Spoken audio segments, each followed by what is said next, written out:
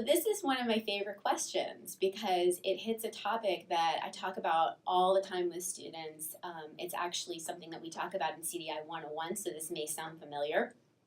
But the best thing to do when you're looking at companies that are not affiliated with Bentley, and I encourage you to do that because only a fraction of the companies out there in the world are coming on campus or posting on BentleyLink, which begs the question, how do I find out if they're hiring?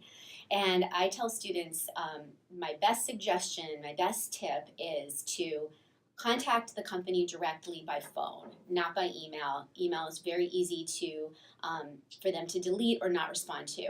So the tip is to contact them with a phone, yes, with the actual device that it was made to actually talk on and not text.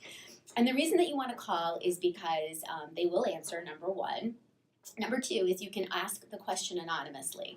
So I am a finance major and I'm interested in a wealth management internship for the summer. So I would call the company. I would ask to speak to HR or speak to their internship coordinator or whoever's responsible for hiring interns, and just very anonymously say, I'm a student at Bentley University, I'm majoring in finance, and I was wondering if you were hiring for wealth management internships for the summer.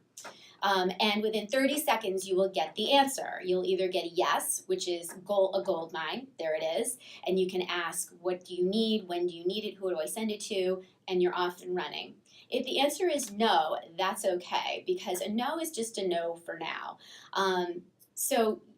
Because hiring is very fluid, and they may hang up the phone with you on a Monday saying no, and then by the end of the week, something has happened that has created a need for help, and the no turns into a yes. And the only way you will know when the no turns into a yes is by following up. So the trick is to call anonymously, ask if they're hiring, and if the answer is no, the trick is to follow up, say every couple of weeks, every month, until the no turns into a yes. And the beauty of this is that they don't know who you are, so you can actually quietly stalk them. And in anticipation of uncovering an internship opportunity.